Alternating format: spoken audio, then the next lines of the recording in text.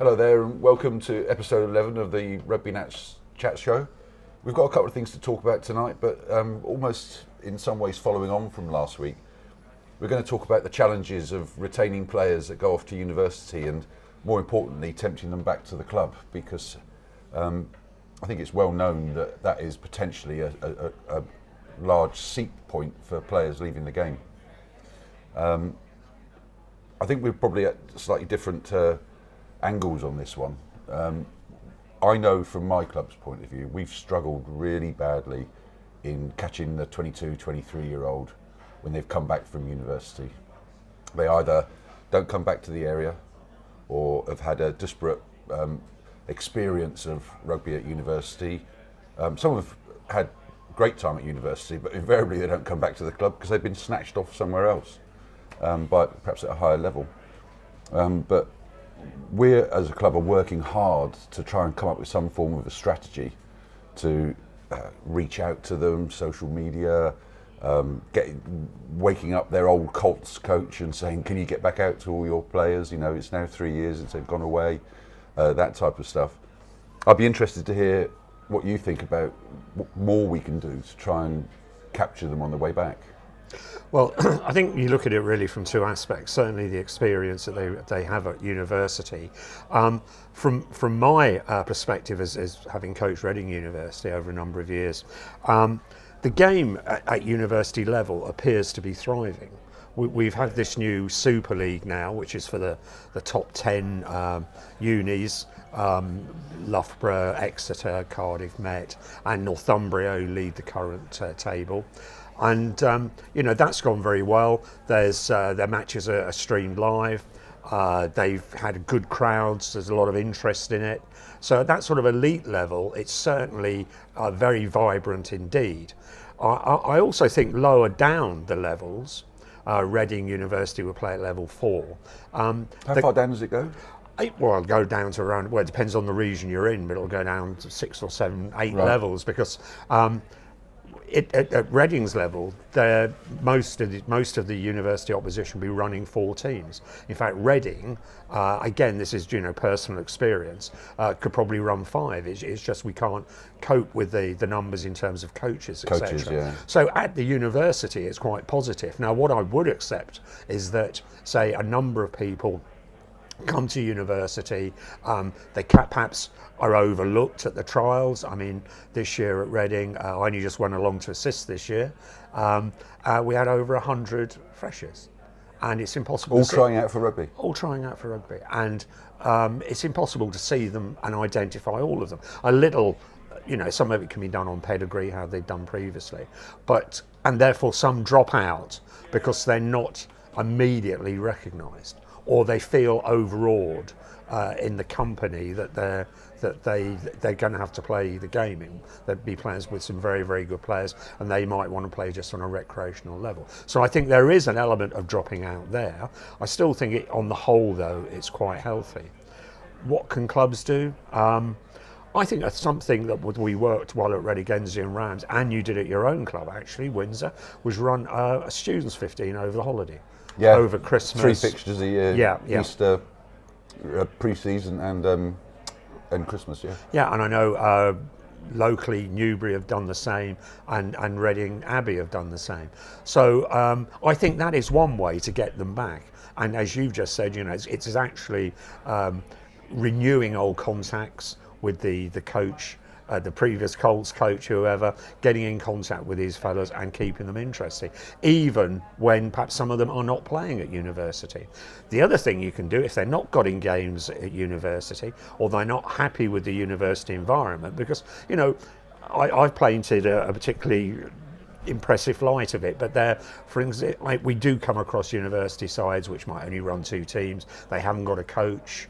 They're not particularly well organised. It's not a particularly good experience. So there will be players who experience that. I'm glad you said that, because I was going to come back to you after you painted such a rosy picture that I've heard. In fact, we've picked up one player this season. I've heard about players that have gone away to university and it's been really poor. They come from a disciplined club environment and they go into probably not the top levels that you've just explained, but they go into a lower level functioning university, and it's largely social. There's no coach, there's no structure. They could even end up coaching themselves, and the focus is on lager, not on playing rugby.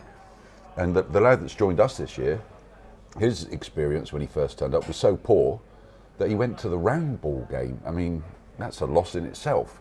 But he did 3 years of football at university, and his new job sent him to Windsor, and he didn't like the look of the football arrangements in Windsor, and it was only social media and bumping into people that dragged him back down to the rugby club.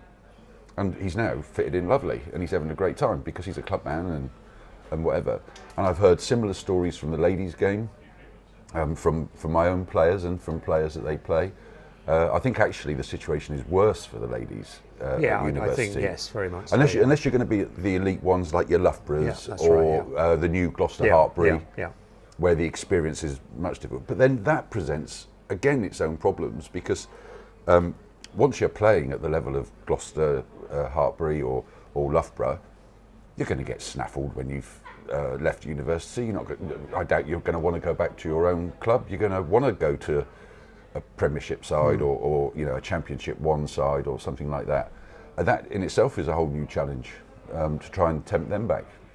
I'll be really interested to hear about how we get these players back, because I read a report a couple of years ago. This is not a new subject, but I read a report a couple of years ago where the RFU actually highlighted returning university players as one of the 3 or 4 well-recognised seepage points for players from the game.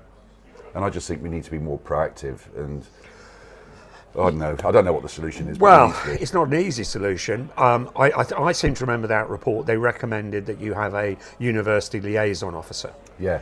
And so that when these guys went off to universities or girls went off to universities, you stayed in contact with them and you see how they were progressing. Now, whilst I'm very positive about the university game, from my experiences, I would accept that you do get the dropout, as you've indicated, going off to football or in fact rugby league. That's growing.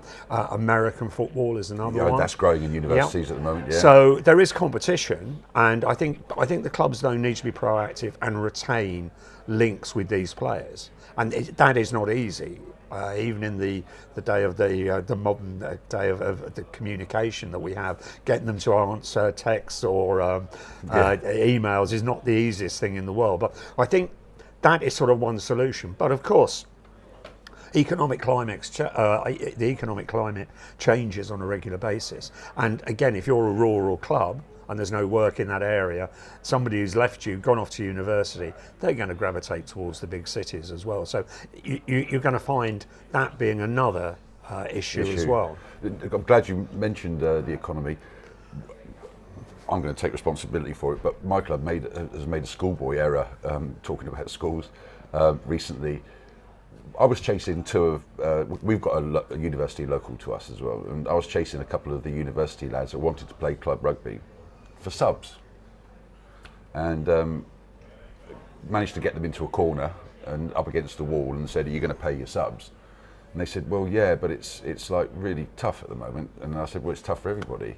And they said, "No, but you're asking for a full-blown player's membership fee to subs, but at uni, I play rugby at uni, I'm paying £250 for the gym, I'm paying £200 for my stash, and then now you're asking me for another £200. And hang on a minute, I thought we used to have a student fee to make it more attractive for students to play at clubs. That always used to be the case, yeah. It dropped off the website. Yeah. And our £50 or, I think it's £50, student membership fee had disappeared. And so I said, well, I need to get it approved, but if I hit you for 50 quid, is that all right? And he said, yeah, where do I pay?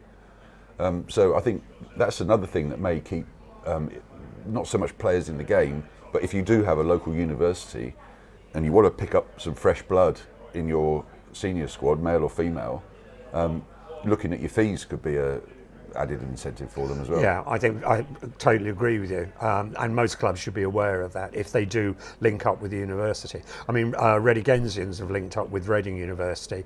I organised it some 7 years ago, where we in fact started up an academy for players who were very keen to play perhaps National League rugby, and also providing coaching and physio for the university team. And we didn't charge them anything. We got that sponsored. Now, the spin-off for us has been immense. You know, the number of players that have played for our first team who have come from Reading University and have you know, stayed in the area. They might have moved on eventually because of career opportunities, but if you can link up with these universities, I think it is extremely beneficial to you. There's just what before we wrap up, we talked a couple of weeks ago about ladies now being able to have 17-year-olds for development purposes playing up into the senior team. You've found an interesting article today. Well, it was a letter written into the rugby paper where the guy here indicates that he was discussing about keeping players in the game, about keeping young men from the sort of 17, 18, 24 age range in the game with his local RFU council member, and was told that in the men's game next season, if you're under 17, you won't be allowed to play senior rugby.